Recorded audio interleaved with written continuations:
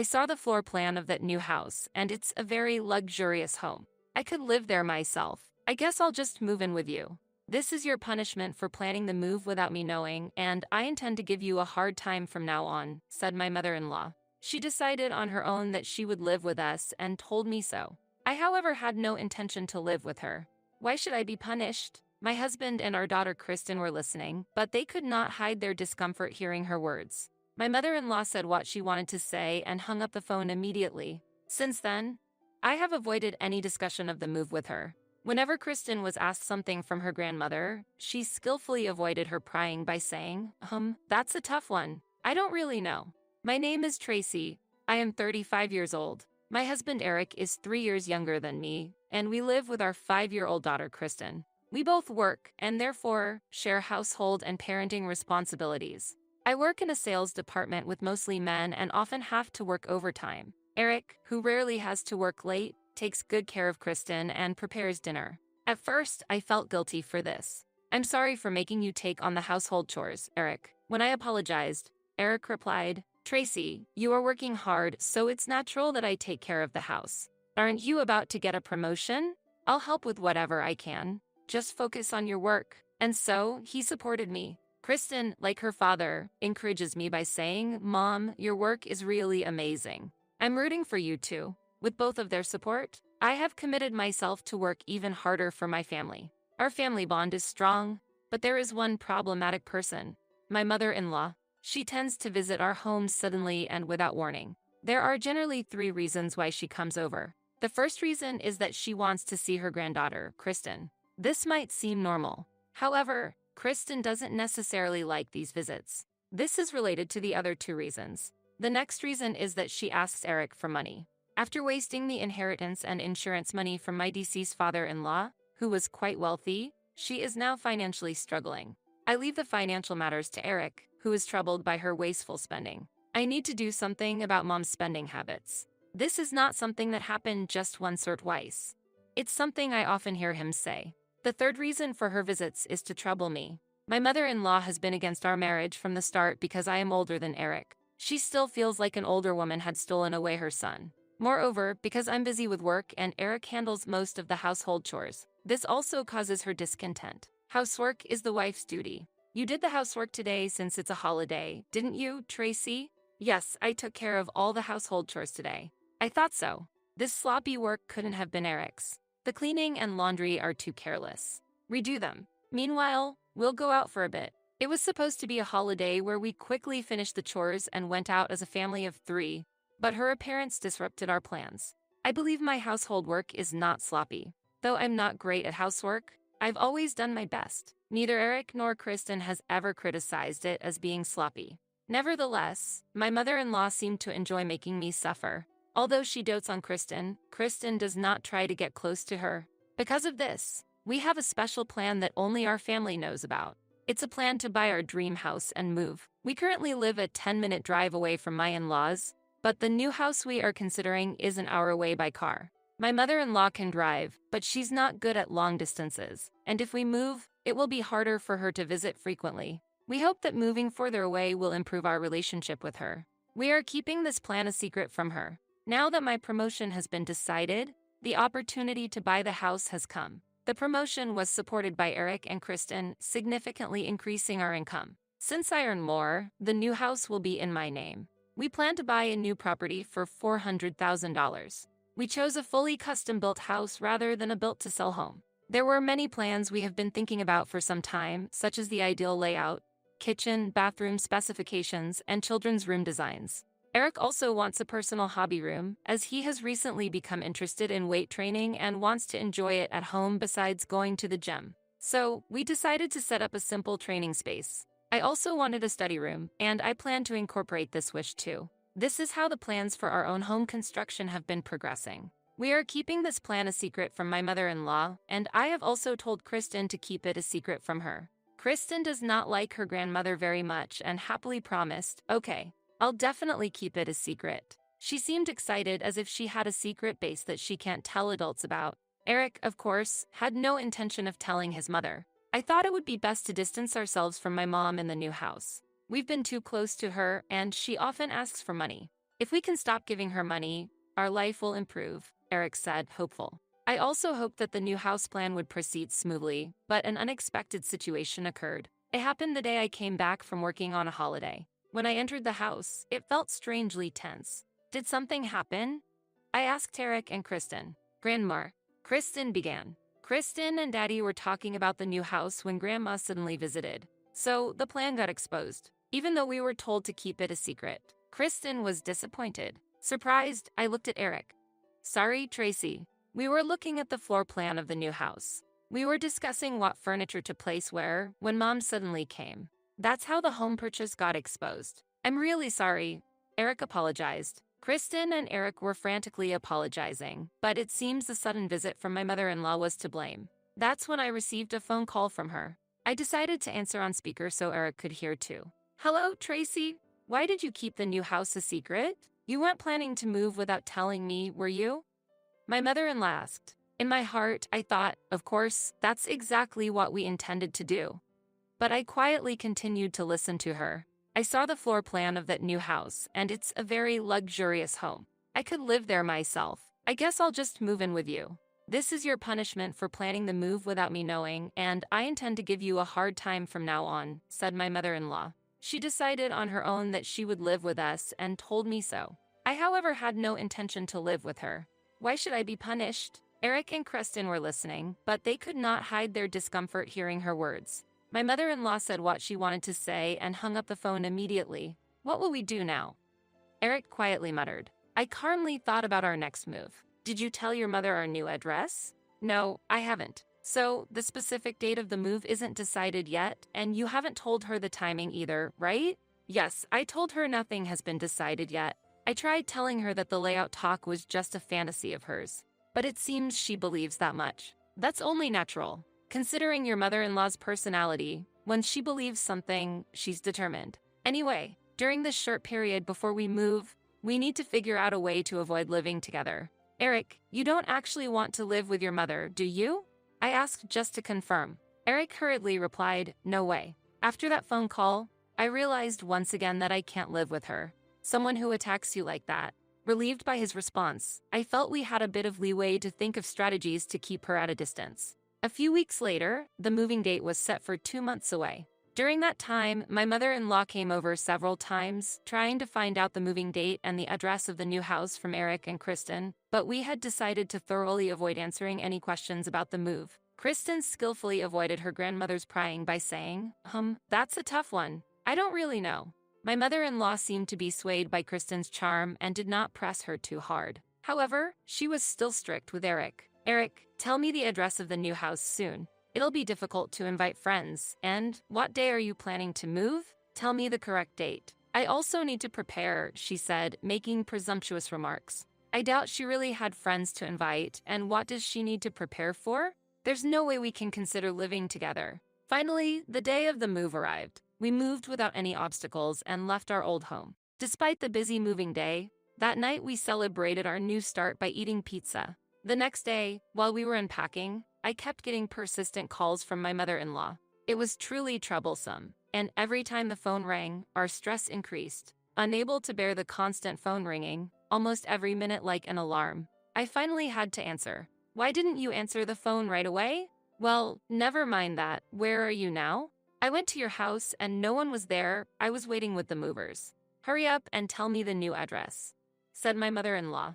At that moment, Eric came over and I decided to switch to speakerphone, thinking the conversation was important. Her voice echoed throughout the room, sounding quite excited. I have no place to return to because I let go of my house. Where are you now? Please tell me the address, she pleaded with a tearful voice, but her words were hard to believe. Eric calmly asked, Mom, what do you mean you let go of the house? She answered with satisfaction. Eric, you were listening? Yes, I planned to live with you all, so I decided the old house was unnecessary. Thanks to the trend of buying old houses, it sold for a surprisingly high price because of its good location. However, Eric was not convinced by her explanation and stated firmly, yet calmly, use the money from the sale to move into a new apartment then. We have no intention of telling you our address. As Eric firmly rejected her, I supported him internally. Yet, my mother-in-law persisted, I can't rent a new apartment. The money from the sold house is already gone, she said despairingly.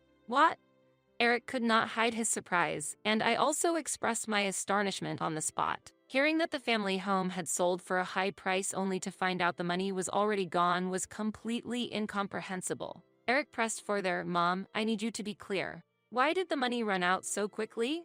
After a moment of silence, she answered. Well, I wanted to buy new furniture to match the new house. And I ended up purchasing various things, and I've used about half of the money. Half? You used half. The rest?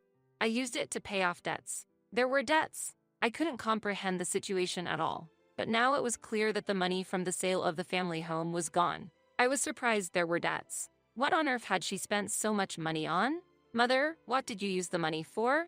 I couldn't help but ask, but she became infuriated. I don't need to tell you that. Don't ask unnecessary questions. While feeling angry inside, Eric checked again. Mom, I'll ask one more time. What was the money for?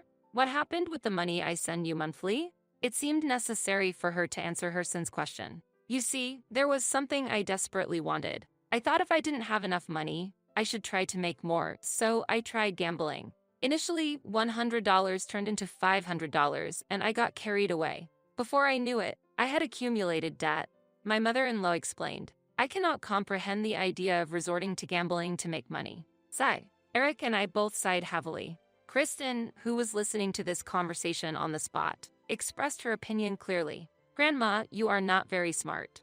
Kristen said. Her remark was clearly audible to my mother-in-law, who replied with a slightly melancholic voice, Kristen. After that, the call ended abruptly, and Kristen's frank opinion seemed to have deeply struck my mother-in-law. Caught off guard, she probably fell to her knees in an unseen place, stunned. A little time passed before she called again. Preparing myself for this to be our last conversation, I answered the phone. Tracy, I deeply regret what I have done in the past. I will properly apologize for my actions, so please, tell me your new address. I have nowhere else to go and no one else to rely on, my mother-in-law said with words of apology. However, there was no way to confirm if her apology was heartfelt or not. Even if it was a sincere apology, I had no intention of living with her. This house was purchased by me and is owned under my name. There is no need to disclose the address to anyone outside the family. If by any means you find and visit our home, we will consider it trespassing and may take legal action, I firmly conveyed, recalling the painful past experiences.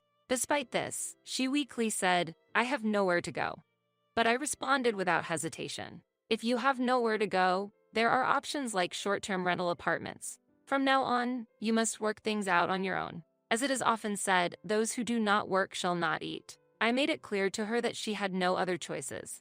Finally, I said all I wanted to say and ended the call satisfactorily. Feeling there was no point in continuing a fruitless argument, I removed her number from our contact list and set it to block incoming calls. Eric, facing a similar situation, ended the call quickly after another unpleasant call from her and decided to block her number as well. Afterwards, an incident occurred in the vicinity of our home. On the day we moved into our new home, my mother-in-law, who was making loud noises around the house, caused the neighbors to call the police. While she was not arrested, I heard from around the neighborhood that she had been publicly embarrassed by the police interrogation. This incident prompted Eric to make a significant decision, and he legally cut his relationship with his mother. Tracy and Kristen are enough for me, Eric said strongly, which was very reassuring to me. This event eventually spread among relatives, and my mother-in-law's past actions were greatly debated. While she had been harsh on me in the past, she had also been asking her son for money, accumulating debt by gambling, and even sold her own house to make living together happen. There was no one who defended her. Even if she sought help from relatives, no one was willing to lend a hand. My mother-in-law eventually depleted her modest savings and moved into a modest apartment, managing to find a job. It seemed she understood that she couldn't live on the pension from her deceased husband alone, but years of being a housewife made it difficult, leading her to a tough life of job hopping. In the meantime, trying to find more financial leeway, she once again turned to gambling and fell back into a destructive cycle of debt. My mother-in-law was left with no assets to sell, and it was uncertain how she would survive. On the other hand, our family was able to start a smooth life in our new home. There were many children of Kristen's age in the neighborhood, and she was always blessed with playmates, enjoying her days. I also became close with other moms in the area, enjoying new friendships. Eric was very satisfied with the environment that allowed him to enjoy training at home, and we all sincerely hope to continue supporting each other and spend peaceful and fulfilling days together.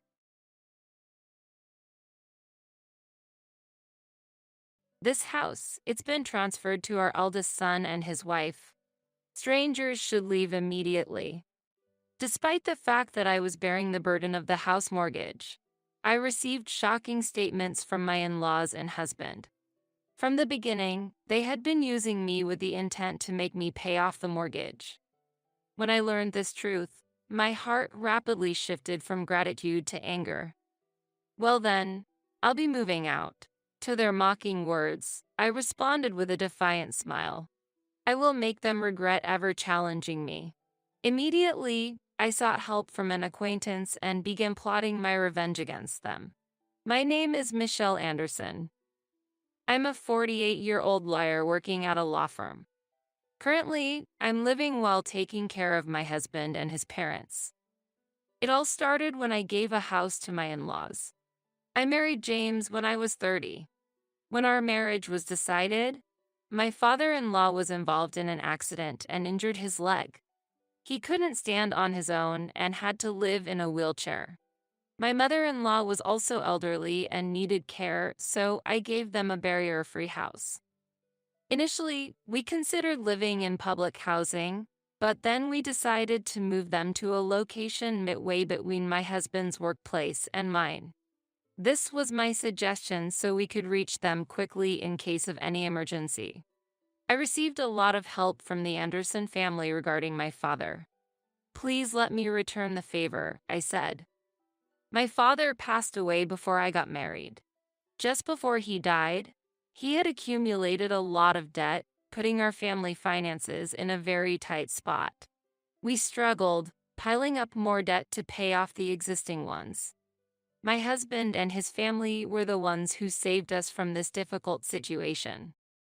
James and his parents paid off my father's debts on our behalf. If you're hesitating to marry because of the debt, wouldn't it be solved if we paid it off?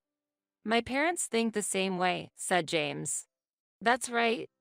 It's debt from a business failure, not from frivolous spending. There's every reason to help, added my mother-in-law. That's right. We should help each other out in tough times. There's nothing to be ashamed of, said my father-in-law. Thus, they supported most of the debt without saying anything. Both my father and I expressed our gratitude through tears, and I desperately took the bar exam. The total amount borrowed from my husband's family was about $50,000. I was confident that I could repay the debt once I succeeded as a lawyer. I didn't want to carry the debt as a perpetual burden. My ultimate goal was to pass the bar exam and become a lawyer. With a firm vow to repay the money I borrowed from my in-laws, I continued to work hard to become a lawyer. With that strong determination, I immersed myself in studies and, as a result of tremendous effort, finally passed the bar exam. My father and in-laws celebrated my success, and my heart was filled with immense joy. To start my career in the legal field, I quickly found a job and began working at a law firm. The director was very kind, and I learned a lot from experienced senior lawyers, gradually honing my skills. Over time, I acquired exclusive clients and now hold an important position in the office as a female lawyer earning over $100,000 a year. Thanks to my professional success, I was able to completely repay the debt to my father and in-laws. However, after my mother passed away, my father soon left this world too, and I was left alone. That's when James proposed to me. You're a strong woman who can stand on your own. But I want to be the man who supports you. I will always cherish you, so please consider marrying me. Convinced by his words, we decided to marry, expecting a happy life to begin. At that time, my father-in-law was unfortunately involved in an accident. Grateful for their past kindness, I offered to build a new barrier-free house for them, despite their objections. The gratitude I feel is more than words can express. Please, do not hesitate. I want you all to live comfortably. It was a sincere wish. I conveyed my earnest feelings, not just flattery. My enthusiasm reached them, and with a wry smile, my in-laws accepted my offer. However, right after agreeing, they added a condition. Michelle, why don't you live with us too? We heard you and your husband are looking for a new house. That's right. If you don't mind, let's live together. Eventually, this house will belong to you. James has an older brother. He, 3 years older than me, got married and left home a few years ago.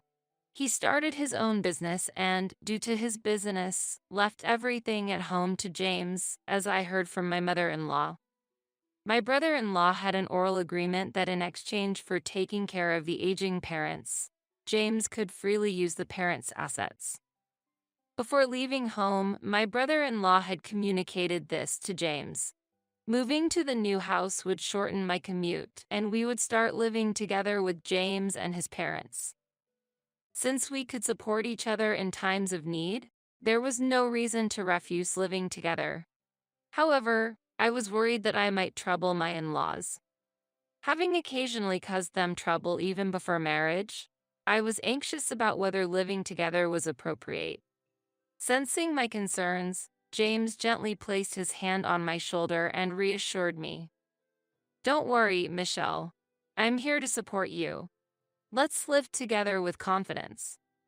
Encouraged by James' words, I agreed to live with my in-laws. I was expecting to start a new life with the four of us and have enjoyable days. However, the peaceful life I had hoped for was not the reality. Michelle, where did you put my morning clothes? Michelle, the TV remote isn't responding. Can you do something about it? Michelle, can you help me? I want to sit on the sofa. It has already been 13 years since we started living in this house. In this house, every family member always comes to me for favors.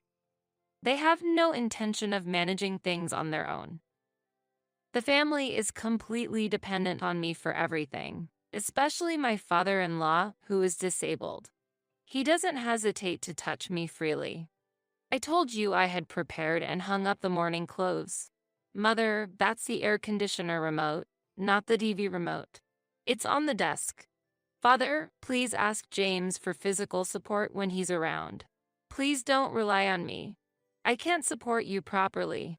I found myself replying to them daily. Initially, I suppressed my dissatisfaction and did my best to meet the family's demands. It was unthinkable that while shouldering the mortgage, all household responsibilities were also left to me. I had thought about divorce several times. However, James always skillfully managed the situation, and my in-laws would apologize.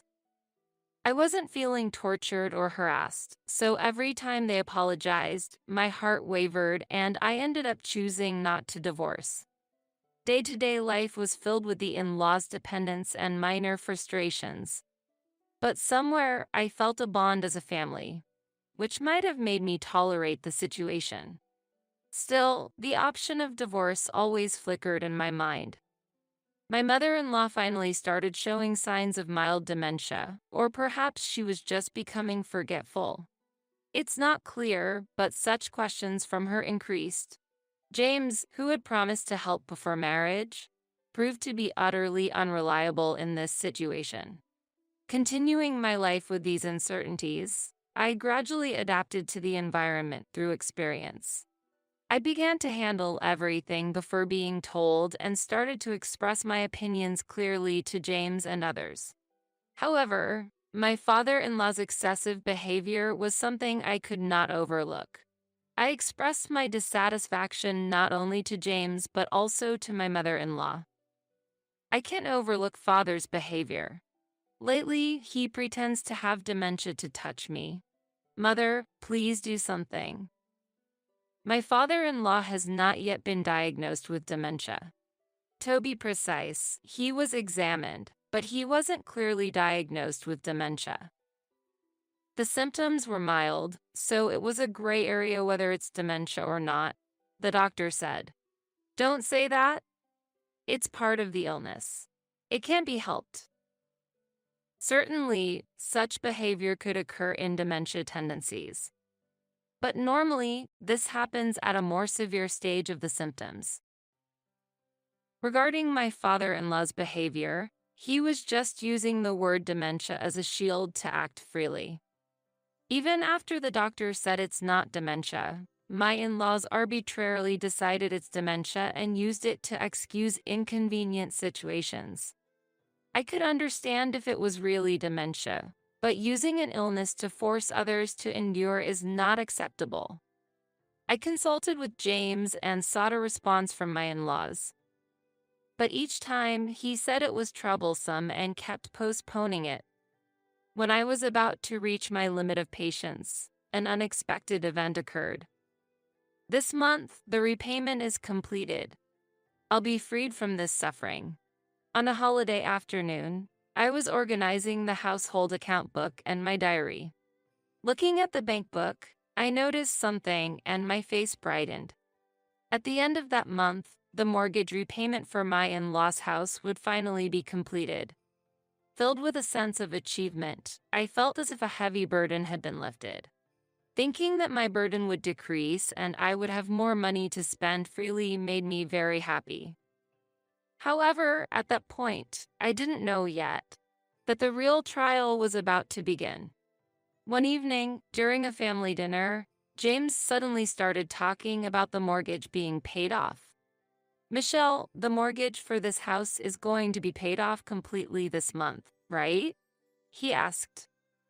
Since he had never brought up the mortgage before, I was a bit taken aback by his sudden question.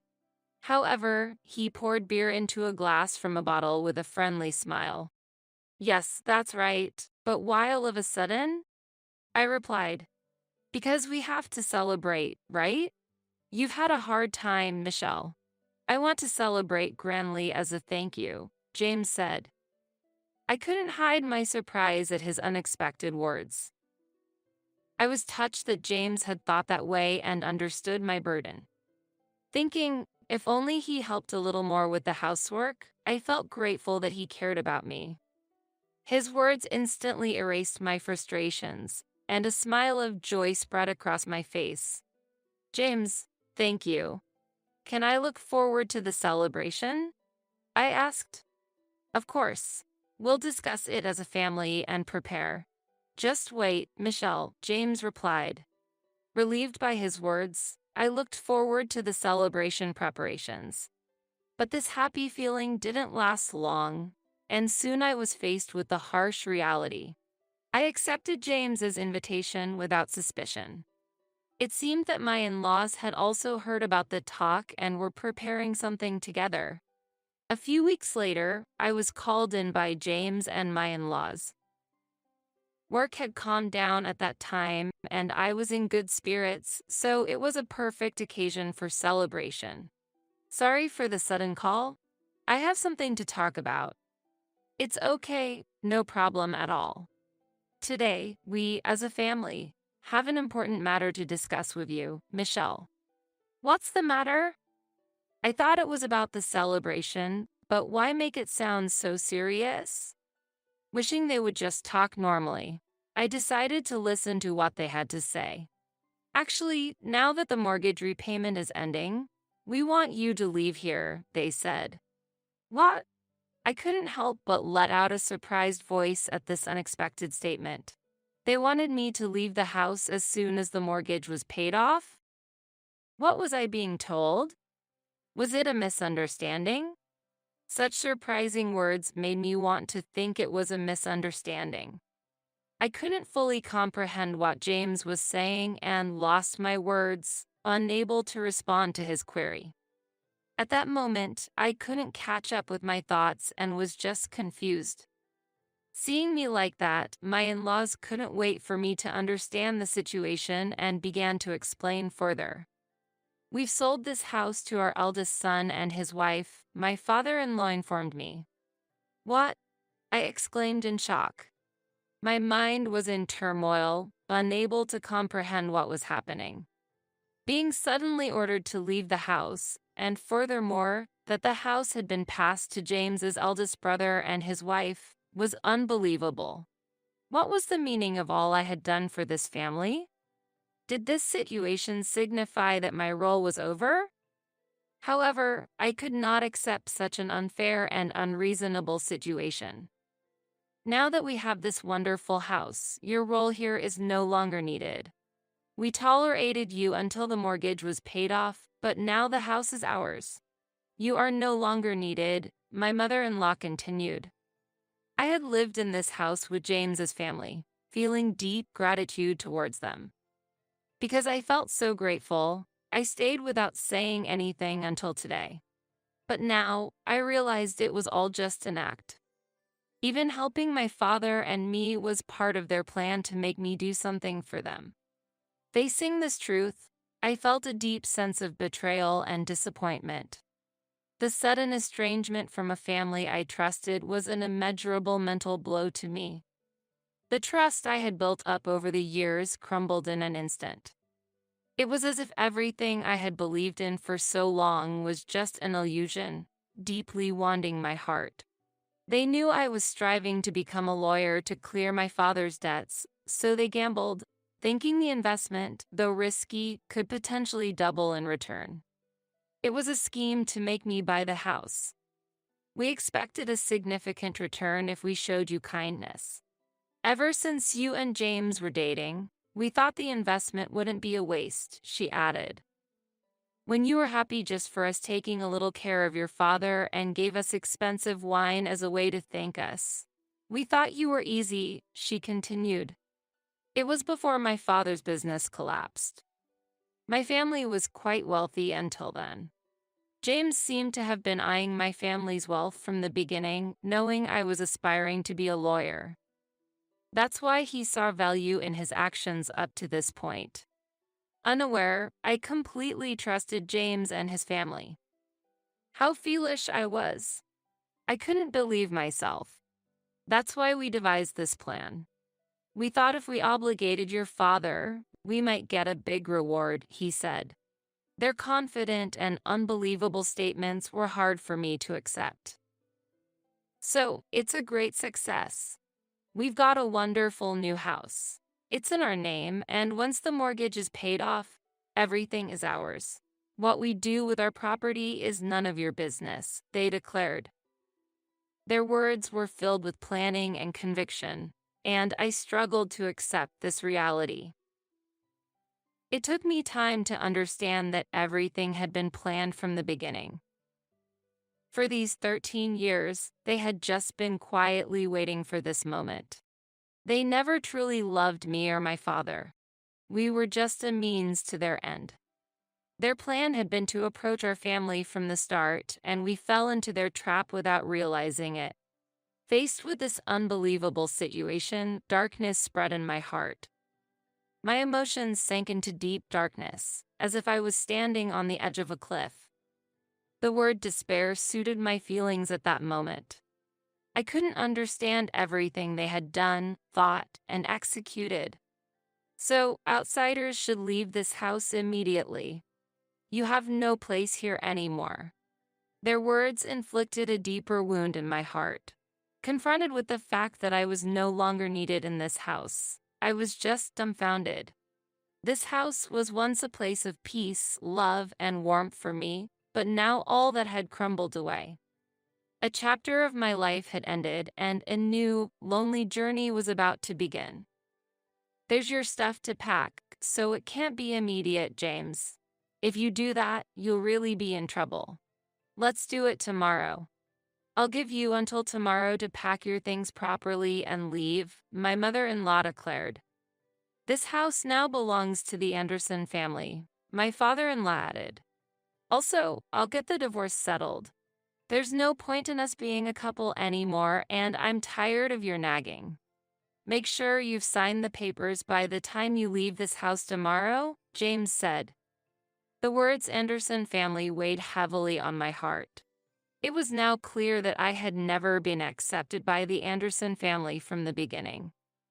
Was I treated unjustly and made to work like a slave, struggling to balance housework and my job because I wasn't considered family? All my questions merged into one, and I could only muster a bitter smile. I was deceived by your family from the start, I murmured. That's right. Are you stupid? Don't you understand that? James retorted. Hearing his words, I felt something breaking inside me. Looking down, I slowly raised my face and, forcing a smile, gave an unexpected response to my in-laws. Then, I will move out. My heart could no longer find a reason to stay with the Anderson family. All those days were filled with their deceit. My life from now on would be a new path. When I suddenly showed a bright face and decided to leave the house lightly, my in-laws could not hide their surprised expressions. Quite obedient, aren't you? Got something up your sleeve? My mother-in-law asked suspiciously. No plans. Hearing such an incomprehensible story, I felt like my life hit rock bottom. And just like that, my love for your family cooled instantly. I'll pack up my things right away and leave this place. I'll properly sign the divorce papers. I'll have my lawyer contact you later about the division of property. Goodbye, and thank you for everything up to now, I said. Without waiting for my in-law's reaction, I returned to my room. As I packed my belongings, I held back my tears while planning my next steps. After such terrible treatment, I couldn't just let it end silently. I wouldn't be at peace until they experienced the same pain, suffering, and unfairness I had endured. While packing, I calmly thought of ways to get back at them. I meticulously planned how to inflict the greatest pain on them. Various thoughts raced through my mind as I deeply contemplated my future actions. My anger and disappointment towards the in-laws were indescribable, but I maintained my composure, searching for the best way to resolve the situation. My revenge on them had to be more than just an emotional reaction. They needed to seriously understand the consequences of their actions. My new life began from there. While I was packing, suddenly my phone rang. The moment I saw the caller's name, a strategy formed in my mind. Surely this person will support me, I thought, and, without hesitation, answered the call, revealing the harsh situation I was facing. The caller listened attentively to my story, and then we discussed and promptly acted on a plan for the future. Once I finished packing, I quietly left the house I had lived in for years without a word to James and his family. When I left, I decided to sever all ties with them. So, I deleted their contacts from my phone. Determined not to respond to any communication from them, my decision soon started showing results. The day after I left the house, I received numerous intense calls from my in-laws. I had deleted the numbers, but remembered them due to our long association, which weighed heavily on my mind that morning. They must have realized that I had left the house and understood what had happened. However, I had no intention of responding to their calls anymore. As I looked at my phone, I indulged in a sense of superiority over my decision and smiled lightly. At that moment, the person who provided me a new place to live reassured me, "You don't have to answer the phone at all." I gratefully nodded at his words. I was ready to take the first step towards a new beginning. My life was about to enter a new chapter in a new environment. After the calls from my mother-in-law stopped, James started calling. His calls were like unbearable noise to me then. Unable to tolerate it any longer, I turned off my phone and, without turning it back on, proceeded with canceling the service. This action was a clear statement of ending my relationship with James. 3 months passed, and I had started a new life in a new apartment. Freed from the stress of living with my in-laws, I could focus more on my work. My daily life became more fulfilling, and I enjoyed my life to the fullest, free from past restraints. People around me noticed that I was shining. Post-divorce, my face became brighter with smiles, and my personality turned more cheerful and friendly. This change was recognized by others, and I received many compliments. Though previously oppressed mentally by my relationship with my in-laws, I decided to cherish my relationships with colleagues at work and build good connections.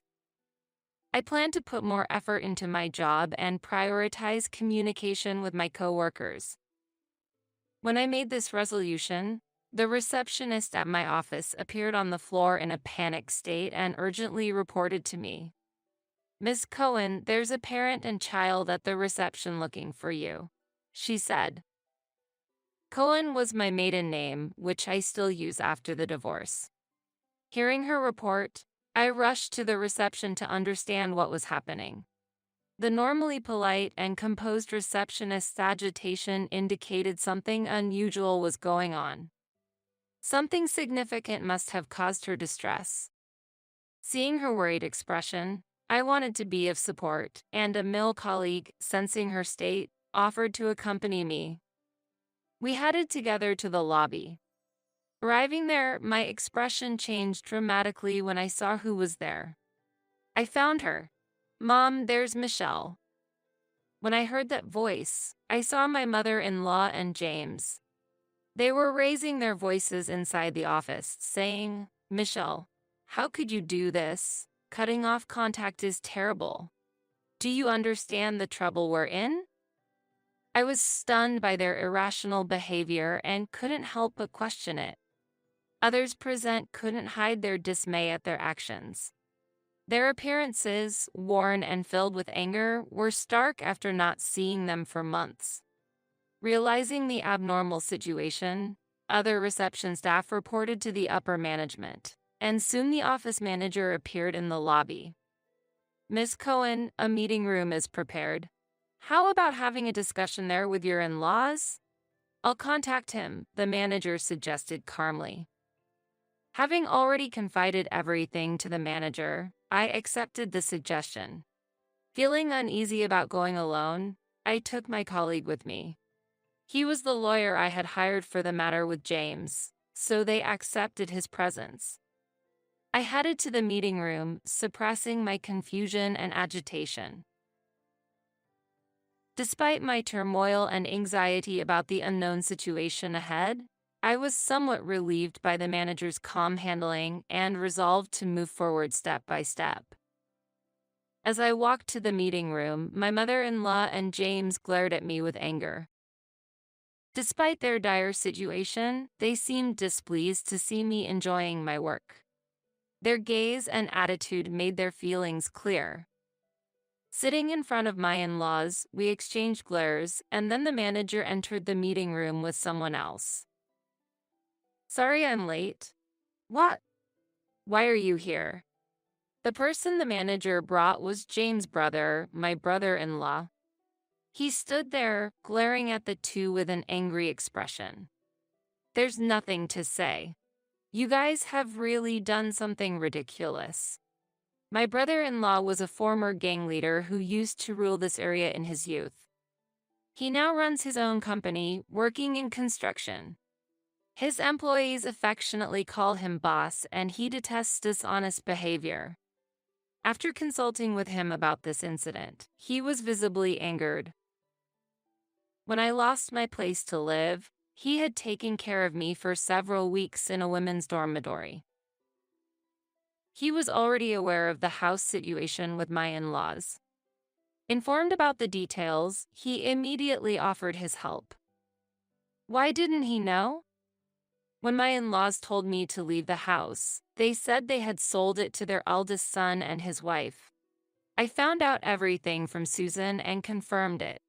"You didn't think you could do such a horrible thing to Michelle and get away with it, did you?" As soon as the name Susan was mentioned, James and his mother showed expressions of astonishment. Susan was his wife and the mastermind behind this incident. As the wife of the eldest son, she had always harbored hostility towards me for some reason. She had been a housewife, following my brother-in-law's wishes, up to this point. However, it wasn't my brother-in-law's instruction but her own will. Women were seen as the guardians of the home, and her parents had lived that way, so housekeeping was deemed natural for her. Based on such notions, she seemed to believe that women who went against this belief were not real women. However, when I appeared, how did she view me? My attitude of actively engaging in work for nearly 40 years might have been too dazzling for her. Moreover, Susan was not good at cooking. Even my brother-in-law and father-in-law had asked my mother-in-law to teach her, and I had heard about this from James. On the other hand, I could handle household chores normally. Furthermore, I managed housework better than Susan while juggling my job. She might have been envious of my ability to do everything. Every time Susan met me, she started making snide remarks. She accused me of neglecting household chores or leaving them to my husband, throwing various harsh words at me for decades. However, my brother-in-law always intervened. That might have been another source of dissatisfaction for Susan. My brother-in-law said it was fine for Susan to work, and he helped around the house. Her inaction in this situation was her own choice. It was unfair for her to take out her frustrations on others. When my brother-in-law warned Susan, she began targeting her discontent at me. Susan confessed that she orchestrated the entire plan to take over the house and make me buy it. She instigated you, Mom and Dad, to execute this scheme. You all probably thought you could get your own house and continue pretending to be senile, and I wouldn't be able to complain. Unable to contact my brother-in-law because of Susan, they had their ways to orchestrate the entire scheme. James had also accepted a reward for helping them in this affair, making them all conspirators. The only person who didn't know was my brother-in-law, who would have stopped such foolish actions had he been aware. This situation must have filled him with regret. So that's why everyone behaved so meekly whenever he visited. Whenever my brother-in-law came over, my parents-in-law didn't do anything. They probably understood what the outcome would be if he found out about the situation. The manager and colleagues present watched my in-laws with expressions of astonishment. So, how should we handle this? I have no intention of forgiving even a fraction of the insult I received, let alone the trouble caused to Michelle. But it was Susan's suggestion. That's right. We were just misled by clever words. It wasn't intentional. Not intentional. You say? At James's statement, my patience reached its limit. I stood up, my face filled with anger, and yelled at my mother-in-law and James. How can you say you had no ill intentions after doing such a thing? Do you have any idea how much pain I've been through these 13 years? My suppressed emotions exploded, and I couldn't hold back my tears of anger and frustration. My mother-in-law and James had never seen me cry before. No matter the hardship, I had endured and persevered. Even when my father-in-law was falsely considered senile and acted freely, I never showed any tears and endured everything. In their eyes, I was always a strong woman who never cried. Seeing me raise my voice and cry then must have been shocking for them. Do you realize how grateful I was to you? How much I wanted to repay you? To think that the care for my father was motivated by such ulterior motives. I can forgive you. I will never forgive you. With those words as a signal, my brother-in-law brought someone into the meeting room, and a man in a black suit entered. He sat opposite us and looked intently at my in-laws. You will have to take responsibility for this. What? Faced with an incomprehensible turn of events, my mother-in-law exclaimed in surprise. This man is my lawyer, hired by brother-in-law. He is a respected attorney in our office, like a mentor to me. We intend to seek compensation for the unfair treatment I've received. What do you mean? It's pointless to dig up the past now. The past is irrelevant now. The lawyer, who had been quietly listening to my in-laws, slightly adjusted his glasses and coolly refuted them. The current evidence and the basis for the future claim of damages make the lawsuit fully feasible, especially since there was no agreement not to claim property at the time of the divorce. In this case, there is no specific time limit for claiming compensation. Furthermore, as he spoke, the lawyer took out an SSD from his pocket, and my in-laws looked confused. "What is that?" "This is the record Michelle has been keeping. Her PC was equipped with a camera for remote meetings, and all your heinous acts have been saved as data." Upon learning this truth, my in-laws' expressions rapidly paled. "Michelle mostly worked in the living room, didn't she? Modern laptops often have built-in cameras, and your harassment in the living room has backfired," the lawyer said before pocketing the SSD and calmly staring at my in-laws. "The ownership of the house is already in Michelle's name, and your eviction is just a matter of time. We will proceed with legal action promptly, so please prepare the funds." "Wait, you're saying it's changed to her name?" James reflexively reacted to the liar's statement. My brother-in-law raised his voice in response to James's reaction. "I asked Michelle to change the ownership to her name. Thanks to you putting it in Susan's name without permission, the change was surprisingly easy. Anything to say about that?" My brother-in-law taunted James with a mischievous smile.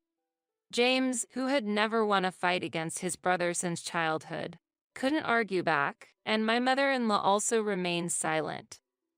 "I will also properly bill you for all the expenses involved in that transfer. That's only fair, right? After all, it was your wrongful actions. If you don't deal with what you've started, we'll be in trouble too," said my brother-in-law, folding his arms and standing imposingly, throwing those stern words at them. The two were speechless before my brother-in-law's stern demeanor. My brother-in-law had also informed Susan, his wife and the mastermind behind this ordeal, about this. After resolving this matter, he had expressed his intention to divorce her over the phone. "I'm really sorry for involving you in this, Michelle. Even though I didn't know, I will support you to the fullest until you are satisfied. Let me know any request you have. It's my family who did this, so I have a responsibility too." If it hadn't been for my brother-in-law's call that day, I might still be suffering. If my brother-in-law hadn't been part of the family and there for me, maybe I wouldn't have been able to recover. I never realized how important it is to have support. Grateful for my brother-in-law's kindness and warmth, I glared at the two and threw decisive words at them. "I will never forgive you for using my and my father's feelings and exploiting them for your own benefit. No matter how much you try to compensate, I will not forgive you. If you ever step foot in my office again, I will call the police. From now on, I will leave all responses to my representative. Never appear in front of me again." The manager and my colleagues listened as witnesses until the end, so my in-laws couldn't escape the truth and left the office dejectedly. Soon after, James and his family left the house. The negotiation for compensation was settled by my brother-in-law for $70,000, considering the purchase of the house, the motive behind the marriage, and the mental and physical pain I endured. I really wanted to get more, but after consulting with the lawyer, we concluded that this amount was fair, my brother-in-law said apologetically, and I nodded in gratitude. Considering that the maximum amount for moral harassment is usually around $30,000, this was a significant achievement. For me, it was nothing but gratitude. Fortunately, the house was returned to my possession within a few days. The furniture and appliances were also moved under my brother-in-law's supervision, and everything was successfully recovered. Currently, the house is being used as a rental property. It's too big for me, and since it has good location and barrier-free features, it seemed a waste not to use it. Following my brother-in-law's advice, I started renting it out. Susan is busy with her days working to pay off the debt, following my brother-in-law's decision. She works from morning till night, and my mother-in-law and James are in a similar situation. My father-in-law, unable to work due to his disability, contributes from his pension towards the debt repayment, and they seem to be leading a difficult life. I felt relieved that my brother-in-law is a trustworthy person. Years have passed since then, and I continue my work as a lawyer. Thanks to my brother-in-law, the monthly payments are going smoothly, and it's expected to be paid off by next year. Despite often contemplating ending my life amidst the hardships, I held on to the belief that my efforts would be rewarded someday. That belief has become reality, and I live each day with gratitude.